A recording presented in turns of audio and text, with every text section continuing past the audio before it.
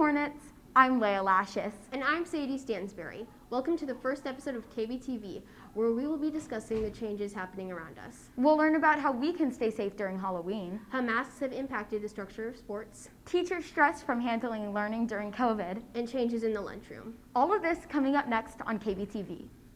Hey, speaking of Halloween, it's right around the corner, and I can say I'm super excited to get back into the spooky spirit. What about you? Same here, though I wonder what people are doing to get back out there for Halloween. Last year's Halloween was pretty different. Yeah, everyone had a different experience with holidays this year. For more information about the changes in Halloween, here's Lila Adair and Zoe Beiser. Halloween is different this year. In stores around the United States, they are shorting out on candy, costumes, and decorations. And because of this nationwide shortage, a lot of people are making their own costumes this year instead of buying. We're going to decorate a lot. We're going to hang up some lights. So are you doing anything different for Halloween this year? No, we're going to go trick-or-treating as usual. Tell me about where you're going to be for Halloween this year. I don't know. I'm still trying to decide it, but I'm pretty sure I'm going to try to make it. For some people who can't go out and trick-or-treat, they show their support and spirit by decorating. You guys decorating or anything like that? Yeah, we're decorating. We are actually going to decorate outside today, so that'll be fun. Are you doing anything different for Halloween this year? No, I'm just going to go trick-or-treating as usual. Tell me about what you're wearing for Halloween. I'm going to wear a Mandalorian costume because I got into the show this past year. Trick-or-treating is a fun time for everyone, but during COVID-19, some parents are worried, especially when you live in an area with a lot of people. And are you concerned about trick-or-treating this year during COVID-19? Yeah, I think a little bit I'm concerned, particularly because I live in a neighborhood that has a lot of trick-or-treaters, which I absolutely love, but it's also how to kind of keep people safe and distanced. So I kind of need to think through that. This has been Zoe Beiser from Kbtv. I have a feeling Halloween is going to be wicked this year. You're right, and that just gave me an idea for my costume. Looking good. Not only Halloween has been changing though, sports have had to tweak some things too. Coaches have had to make a ton of adjustments to make sure everyone's playing at their best. Bringing us more is Christian Frontiero and Autumn White.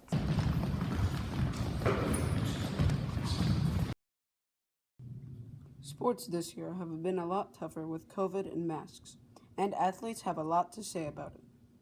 The people on the field, they don't have to wear masks.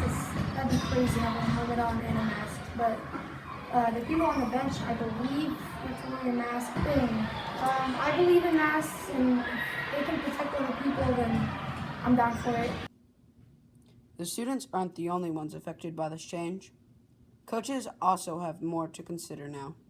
The biggest change has been just the awareness of spacing, of things like if we do during fitness gram pacer tests, making sure we have space to go if they need to catch their breathing. Though masks can be irritating, there are important health reasons that so many rules have been set in place. So masks are important for a couple of things. One, they help if somebody is sick, so it helps to keep those germs within you kind of inside the mask instead of projecting them out.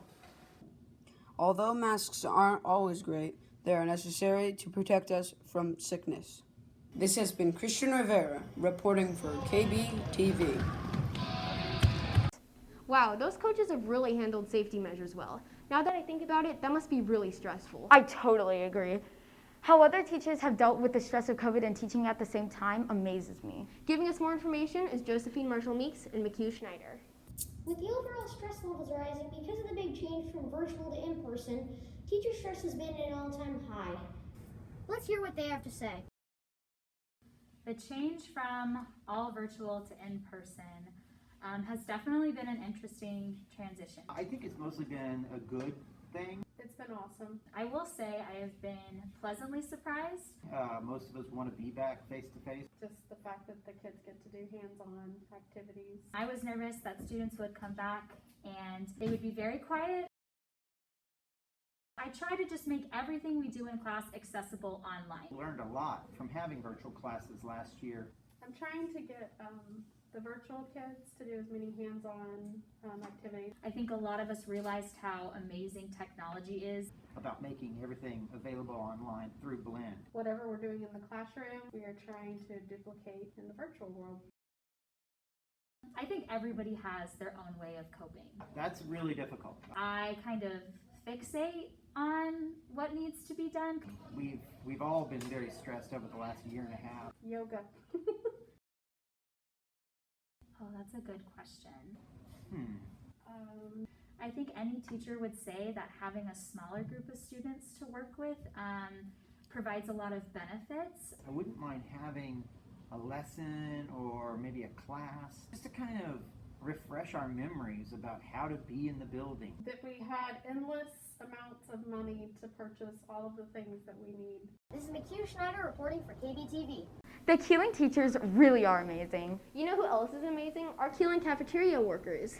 Definitely. They've had to deal with so many challenges that have gone completely unnoticed. They deserve more recognition for all of their hard work. I would love to learn about how they've been adapting to Keeling with COVID. Clara Mangoli and Caroline Brown tell us more. This year has brought many new changes to Keeling, and the cafeteria protocols are no exception. Our lunch staff members are constantly adapting to the new dynamics, and it's not just our teachers who are noticing. I think that the lunch staff's jobs have gotten harder because they now have to clean dividers, and because of the new free lunches, they're having to make more meals and work under more pressure. With our custodians, monitors, and lunch providers' help, the transition between lunches can feel seamless. Some students are taking the time to think about the people that make it all possible. I appreciate them because without them, the lunch would probably be a mess and nothing would get cleaned. Despite their unwavering help, the new changes at lunch can be overwhelming. The dividers, safety precautions, and restrictions make it hard for some students to adapt. I think that's been really hard for students to adjust to. It's just taken a lot of time to get to an established routine with that new behavior and with those expectations. But I think for the most part, most students do follow the rules and do the very best they can. Although change can be difficult, the lunch staff has shown that through hard work, Keeling can adjust to anything. This has been Clara Mangoli reporting for Kbtv. I really appreciate all the effort the cafeteria workers have put into making us feel welcome. Our Keeling staff really is amazing in how they're dealing with all of our school changes.